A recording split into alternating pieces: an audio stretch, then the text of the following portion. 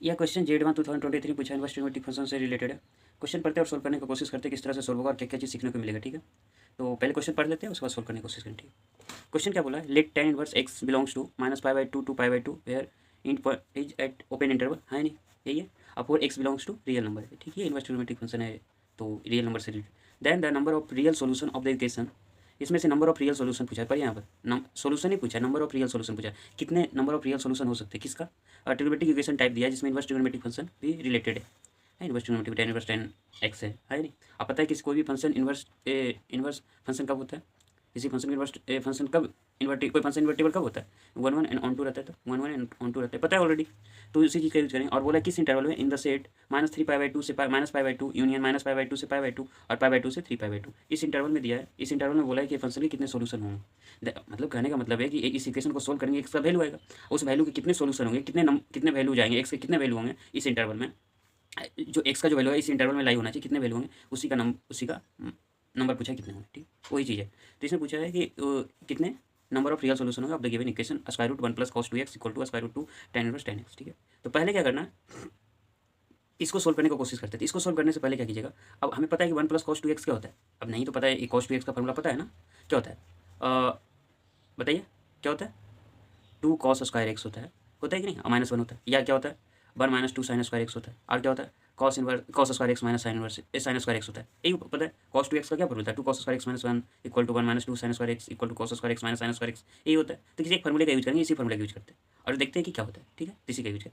अब कई बार इसी फॉर्मूले का यूज करेंगे तो ऐसे भी यूज कर सकते, आपने को क्या है 1 + cos 2x, अरे भी पता है कि cos 2x equal to 2 cos square x - 1 है, तो -1 को इधर ले जाएंगे क्या है 1 + cos 2x, तो हम लिख सकते हैं 1 + cos 2x बराबर कितना लिखेंगे 2 cos स्क्वायर x, लिख सकते हैं, है नहीं।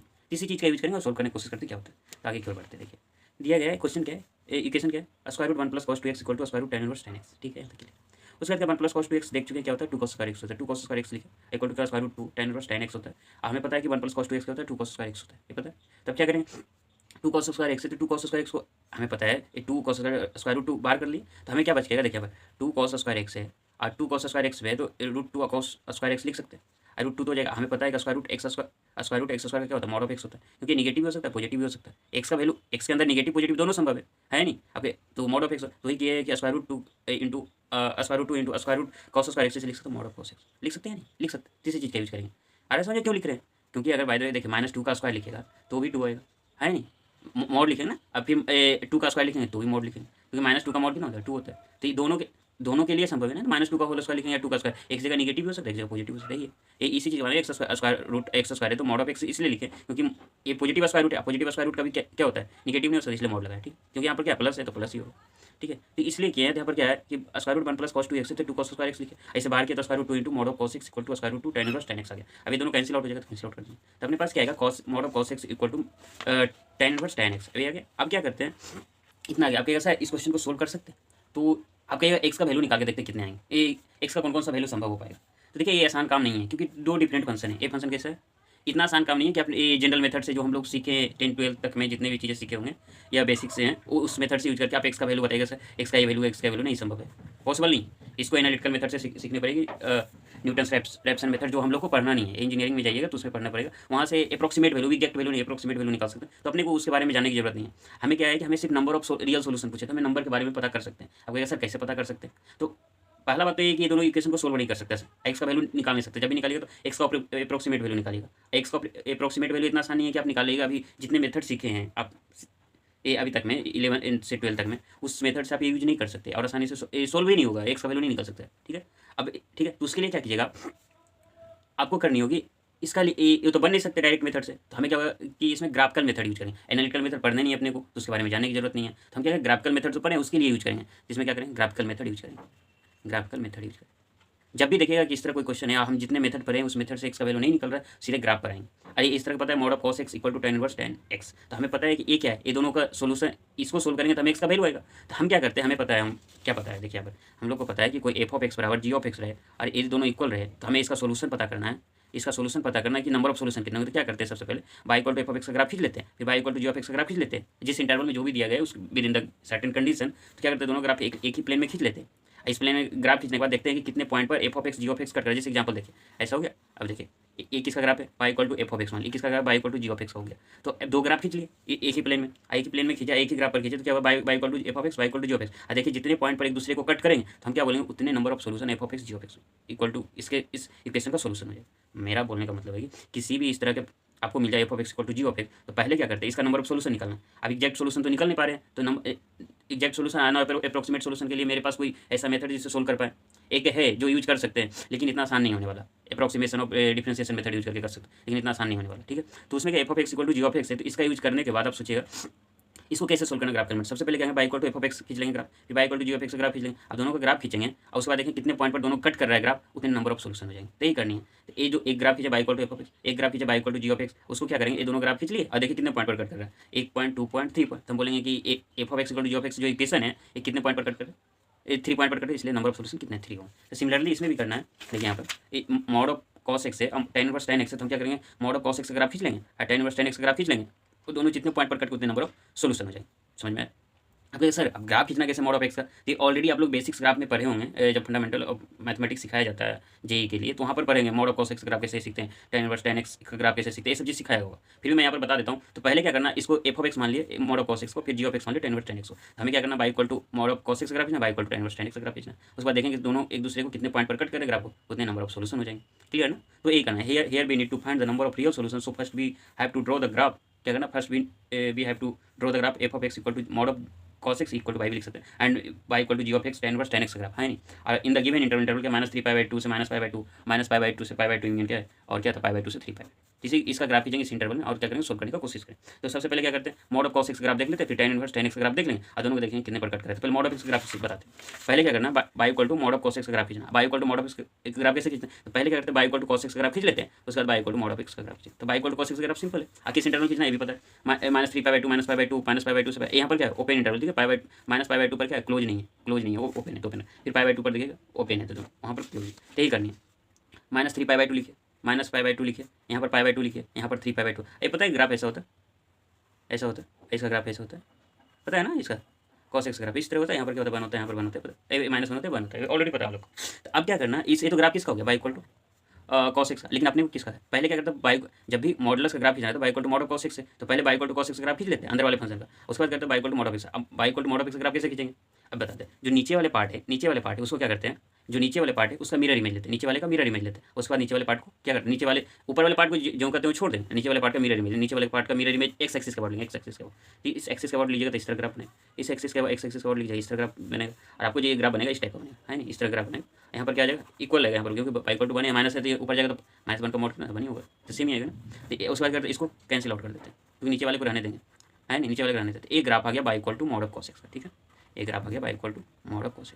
तो हम क्या बताएं, y equal to mod of cos x graph खींचना, तो पहले क्या करते हैं, y equal to cos x graph खींच लेते हैं। उसके बाद क्या करते हैं, नीचे वाला जो पार्ट होता है x एक्सिस के नीचे बिलो जो पार्ट होता है उसको मिरर इमेज ले लेते हैं x एक्सिस के ये नीचे इस तरह से रख के। उसके बाद क्या करेंगे, नीचे वाले पार्ट को एलिमिनेट कर सकते हैं या डिलीट कर सकते हैं। अब अपना ग्राफ ऐसा बन गया। ऊपर वाले पार्ट को जो करते हो छोड़ दो, ऊपर वाले पार्ट से लेना देना जो है वैसा ही रहेगा, बस नीचे वाले पार्ट को एलिमिनेट करते हैं, तो इस तरह के ग्राफ बन जाए, ठीक है। तो यही अपने y equal to mod of cos x। अब क्या सर, अब किसका y equal to mod of cos x का ग्राफ हो गया, लेकिन अपने को क्या करना है, y equal to tan inverse tan x का भी ग्राफ खींचना। इसके लिए मैं कुछ एनालिसिस करता हूँ क्या होने वाला है, ठीक है। देखिए इसमें क्या होता है, हमें पता है y equal to tan inverse tan x का ग्राफ खींचना है, तो कैसे खींचेंगे। तो इसमें प्रॉब्लम क्या है आपको, इसमें प्रॉब्लम क्या होगी, हमें पता है कि y equal to tan inverse tan x का ग्राफ खींचनी है, और हमें पता है कि इसमें से जो दिया था क्वेश्चन में, क्वेश्चन में क्या था, tan इनवर्स का जो है -π/2 से π/2 के बीच होना चाहिए। इसका मतलब tan इनवर्स tan x है, तो इसके tan x के यहाँ पर देखिए एक्स कुछ भी हो सकता है, क्योंकि एक्स रियल नंबर है, सारे वैल्यू के लिए क्या होता है -π/2 से π/2 होना चाहिए। तो tan इनवर्स इसका जो वैल्यू आएगा किसके बीच आएगा, -π/2 से π/2 के बीच आना चाहिए, इससे ज़्यादा इसी इंटरवल में आना चाहिए। तो हम क्या करेंगे, अपने को तो इंटरवल किसी एक्स का वैल्यू क्या क्या हो सकता है, यहाँ पर किस इंटरवल में -3π/2 से -π/2 -π/2 इसी इंटरवल देखना। तो सिर्फ इसी वैल्यू के लिए हम लोग को जो सिखाया गया है tan इनवर्स tan x बराबर x होता है, ये पता है, लेकिन किस x का किस वैल्यू के लिए होता है, -π/2 से π/2 के लिए होता है नहीं। अब कहेगा सर और भी होता है, हाँ और भी इंटरवल के लिए होगा, -3π/2 से 3π/2, लेकिन जैसे ही सॉरी -3π/2 से -π/2 के लिए -3π/2 से -π/2 के लिए, इसके लिए लीजिएगा तो इसमें कितना आ जाएगा, इसी इंटरवल वाला वैल्यू आ जाएगा। लेकिन अपने को क्या है, tan इनवर्स tan x का जो वैल्यू आना चाहिए, दैट मीन्स tan इनवर्स का जो वैल्यू आना चाहिए -π/2 से π/2 के बीच होना चाहिए। अब जब इसी को हम रख देंगे tan inverse tan x equal to x और इस इंटरवल में रहेगा, तो बताइए सेटिस्फाई करेगा, ये वैल्यू कितना आ जाएगा, x बिलोंग्स टू -3π/2 से π/2। लेकिन यहाँ पर क्या आना चाहिए, tan इनवर्स का वैल्यू -π/2 से π/2 के बीच, क्योंकि tan इनवर्स है ना, यहाँ पर देखिए tan इनवर्स tan x है, यहाँ पर x होगा। अब x का वैल्यू किसके बीच बिलोंग कर रहा है, -3π/2 से -π/2। अब जब ये आ रहा है तो अपने पास क्या है, -3π/2 से -π/2। अब बताइए tan इनवर्स का वैल्यू हो सकता है, नहीं हो सकता, क्योंकि पहले ही लिख चुका है -π/2 से π/2 के बीच होना चाहिए, जो संभव नहीं देने वाला। तो हम क्या करेंगे, इसको मॉडिफाई करेंगे। कैसे मॉडिफाई करेंगे वो चीज़ देखनी है, तो वही मॉडिफाई करते हैं। तो देखते हैं क्या होता है। तो क्या करनी है, tan इनवर्स tan x हो जाएगा किस इंटरवल में, -π/2 से π/2 के बीच। लेकिन जैसे ही tan इनवर्स -3π/2 से -π/2 के बीच हो जाएगा, अब ये फॉर्मूला लिखेंगे tan inverse tan x equal to x, तो हमें इसका वैल्यू आ जाएगा। जो हमें पता है tan इनवर्स x का जो वैल्यू होना चाहिए -π/2 से π/2 के बीच होनी चाहिए, तो नहीं आ रहा है ना, क्योंकि -3π/2 -π/2 आ जाएगा, तो ये संभव नहीं हो पाएगा। तो हम इसे मॉडिफाई करेंगे। आप कहेगा सर कैसे मॉडिफाई करें। अब देखिए -3π/2 है और -π/2 है, इसमें कितना क्या करनी होगी कि -π/2 π/2 के बीच आ जाए। तो हम क्या करते हैं, जैसे ही यहाँ पर लिखिएगा, देखिए यहाँ पर -3π/2 है, तो मॉडिफिकेशन देखिएगा क्या होने वाला। इसमें पाई ऐड कर देते हैं सब, और क्योंकि पता है कि किसी इनइक्वालिटी में एडिशन करने पर सब उसमें इनइक्वालिटी का साइन चेंज नहीं होता है, तो एडिशन करेंगे पाई से, तो इसमें कितना आ जाएगा -π/2 आ जाएगा, फिर x + पाई आ जाएगा, इसमें क्या आ जाएगा π/2। अब देखिए x + पाई क्या हो गया, इसी वैल्यू में -3π/2 से -π/2 हुआ, इसी वैल्यू में पाई ऐड कर दिए, तो हमें x + पाई का जो वैल्यू -π/2 से π/2 हो गया। तो हमें इसमें क्या करें, मॉडिफाई करेंगे। तो क्या करें, tan inverse tan pi plus x minus pi की। अब क्या सर ऐसा क्यों करें, अभी बस जस्ट बताएं। हमको क्या करना है, जो x जब निकल के आएगा तो हमें इस तरह से निकल के आएगा कि यहाँ पर tan इनवर्स tan x है, x निकल के आ रहा है, तो a इंटरवल आ जाएगा, क्योंकि इस इंटरवल में चेक करनी है। तो इस इंटरवल में आ जाएगा, तो x का अपने tan इनवर्स x का जो वैल्यू होना चाहिए -π/2 से π/2 होना चाहिए, इतना ही आना चाहिए। लेकिन इसमें तो ऐसा हो नहीं रहा है, क्योंकि जैसे x कर देते इंटरवल निकल जाएगा। हमें क्या इसको मॉडिफाई करेंगे, मॉडिफाई करके x + पाई रखेंगे, तो x + पाई तो बना लेंगे, लेकिन माइनस अपने को तो x है ना, तो इसे क्या करना है, इक्वेट करना पड़ेगा, तो -पाई भी लगाना होगा, तो पाई + x - पाई हो गया RS में। सिमिलरली अगर π/2 से 3π/2 है, इसमें भी यही प्रॉब्लम होने वाला। कहेगा सर क्या प्रॉब्लम होगा, देखिए यहाँ पर जैसे tan अब लिखेंगे tan इनवर्स tan x क्या आ जाएगा, x आ जाएगा, लेकिन x किस इंटरवल में π/2 से 3π/2, लेकिन अपने को लाना क्या है, -π/2 से π/2 के बीच लाना था। तो क्या करेंगे, ये ऑलरेडी अगर सीखे होंगे तो कर सकते हैं, नहीं सीखे तो सीख लीजिए कैसे करनी। तो tan इनवर्स tan x है, तो x जब करेंगे तो हमें आ जाएगा π/2 से 3π/2 आ जाएगा। अब जब a आ जाएगा तो अपने को तो ये तो निकल के नहीं आना चाहिए, क्योंकि अपने को क्या है -π/2 से π/2 है। तो क्या करेंगे, -π/2 से π/2 लाना है, तो क्या करना पड़ेगा, इसमें मॉडिफाई करना होगा। तो क्या कीजिएगा कि ये इंटरवल -π/2 से π/2 के बीच आए, तो -पाई करके देखिए, इसमें -पाई कीजिएगा तो -π/2 आ जाएगा, x - पाई आ जाएगा, π/2 आ जाएगा, इसके बीच आए। तो आपने इसमें क्या करना, x - पाई करना, जैसे x - पाई कीजिएगा तो क्या करना, इक्वेट भी करना, क्योंकि अपने पास x है, tan इनवर्स x है, तो पाई कैंसिल आउट होता है, x बचेगा RS में, x - पाई + पाई है, ठीक है।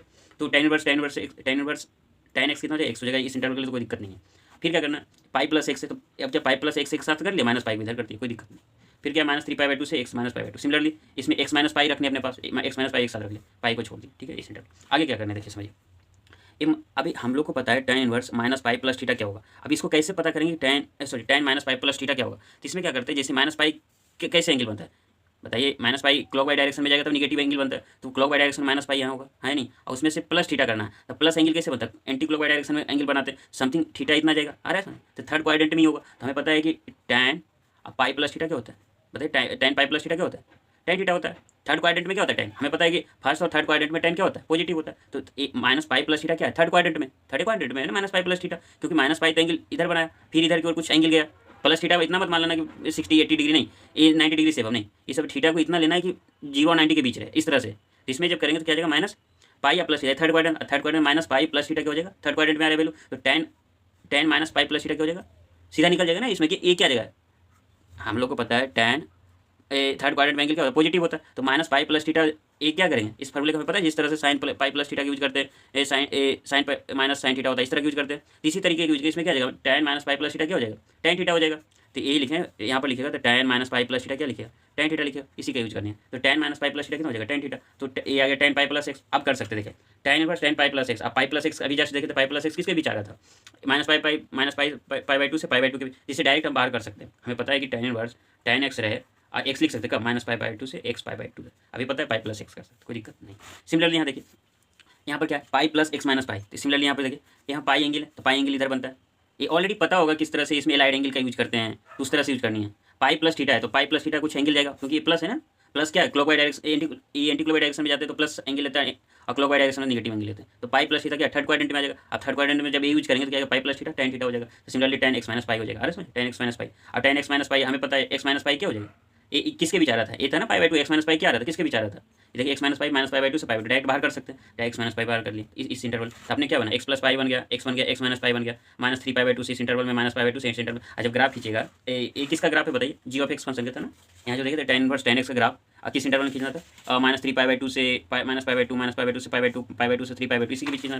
तो क्या कीजिएगा, जब ये अपने पास ये बन गया, अब इसका ग्राफ खींचना आसान है, इस तरह के आराम से खींच सकते हैं ना इसका ग्राफ, है नहीं? तो इसी तरीके का आराम से खींच लीजिए। अब क्या करना है, पहले तो क्या करना है, by equal to mod of X, Y equal to mod of X का ग्राफ, कॉस एक्स का ग्राफ बता चुके कैसे खींचना, ये ऑलरेडी बता चुका हूँ। उसी का ग्राफ खींचे हुए, इसी का ग्राफ खींचे। ये जो ग्राफ किसका है, by equal to mod of cos x का, क्योंकि कॉस एक्स ग्राफ तो ऐसा होता है ना, इसमें से नीचे वाले पार्ट को क्या करते हैं, एलिमिनेट कर देते हैं। नीचे वाले पार्ट की इमेज मिल के नीचे वाले पार्ट को हटा देते, ऊपर वाले पार्ट को जो कहते हैं छोड़ देते। तो वही किए थे Y equal to mod of cos x का। लेकिन बाई इक्वल टू एक इसका ग्राफ है, इसका ग्राफ है ना, देखिए यहाँ पर -3π/2 से माइनस π/2, एक इसका ग्राफ हो जाएगा, एक इसका graph minus x plus pi का ग्राफ होगा, एक इसका ग्राफ हो जाएगा y equal to x plus pi. एक इस कहाँ से आया, tan इनवर्स tan एक्स से आया ना, यहाँ पर क्या है tan इनवर्स tan एक्स से आया। सिमिलरली ये कहाँ से है, by equal to tan inverse tan x से आया। ये भी कहाँ से है, by equal to tan inverse tan x से। तो ये क्या है, by equal to x plus pi. एक कहाँ से है, बाई इक्वल टू एक्स है। एक कहाँ से है, बाई इक्वल टू क्या बताइए, एक्स माइनस पाई है। यही है ना, y equal to x minus pi है। यहाँ पर देखिए क्या निकल गया था, एक्स माइनस पाई/2 से 3π/2। तो ये आ गया। अभी अपना ग्राफ, तो ये ऑलरेडी ग्राफ याद होनी चाहिए, अगर बेसिक्स में पता है तो ग्राफ याद होनी चाहिए। मैंने इतना ज़्यादा टाइम ले लिया इस ग्राफ को समझाने के लिए। आई थिंक समझ गए होंगे कि इसमें से y equal to x plus pi कहाँ से आया, बाई इक्वल टू एक्स कहाँ से है, by equal to x minus pi कहाँ से है। तो इस तरह के ग्राफ बनेंगे, है नहीं? क्योंकि स्ट्रेट लाइन है ना, स्ट्रेट लाइन अभी मत पूछ लीजिएगा ये सर इसका भी ग्राफ बना है, ये तो ग्राफ खुद ही बनाना होगा। इसमें क्या है, आसानी से कर सकते हैं। तो ये किसका ग्राफ है, by equal to tan inverse. एक किसका ग्राफ है, by equal to tan inverse tan x का ग्राफ खींच लिए। अब यही करना था। अब अभी जस्ट ये बताए थे कि मॉड ऑफ कॉस एक्स है, y equal to tan inverse tan x का ग्राफ खींच लिए। अब दोनों के देखेंगे तो y equal to mod of cos x का ग्राफ, अब y equal to tan inverse tan x का ग्राफ, देखेंगे कितने पॉइंट पर कट कर रहे हैं एक दूसरे को, उतने नंबर ऑफ सोल्यूशन है। तो देखते हैं कितने पॉइंट पर कट कर रहे हैं, चेक कर लीजिए। एक पॉइंट पर एक कट किया, एक पॉइंट पर एक कट किया, एक पॉइंट पर एक कट किया। पहला इंटरवल किसका, -3π/2 से π/2 के बीच का ग्राफ कट किया। फिर दूसरा इंटरवल से -π/2 से π/2 के बीच का ग्राफ कट किया। फिर तीसरा इंटरवल क्या है, -3π/2 से π/2 के बीच का ग्राफ कट किया। दैट मीन्स 3 पॉइंट कट किए ये दोनों ग्राफ एक दूसरे को। तो हम क्या बोलेंगे, नंबर ऑफ सोल्यूशन कितना हो जाएंगे, 3 हो जाएंगे। तब क्या बोल सकते हैं, यहाँ पर जो क्वेश्चन है इसका आंसर कितना होना चाहिए, नंबर ऑफ सोल्यूशन कितना हो जाएगा, 3 हो जाएगा। क्लियर, नंबर ऑफ सोल्यूशन कितना हो जाएगा, 3 हो जाएंगे। तो यहाँ तक कोई परेशानी नहीं होनी चाहिए, क्वेश्चन सिंपल था। बस इसमें ग्राफ आते हैं तो ठीक है, अदरवाइज क्वेश्चन मेरे विचार से तो नहीं बननी चाहिए, मेरा ग्राफ नहीं आते तो। क्योंकि इसमें से फिर क्या करनी होगी, मॉड ऑफ कॉस एक्स से एक्स माइनस लगेगा, एक्स का वैल्यू निकालना पड़ेगा, वो आता नहीं आप लोग को, अप्रॉक्सीमेट भी निकाल नहीं सकते। तो सिंपली इसका ग्राफ आता है तो बनाइए, अदरवाइज छोड़ दीजिएगा। ठीक है, तो आई होप आप समझ चुके हैं किस तरह ग्राफ खींचनी है। अगर कोई प्रॉब्लम है तो कमेंट सेक्शन में बता सकते हैं, और बोलेंगे कि शेयर कीजिए, सब्सक्राइब कीजिए, वो आपकी मर्जी है, करना है तो कीजिए, नहीं करनी है तो मत कीजिए। Thank you.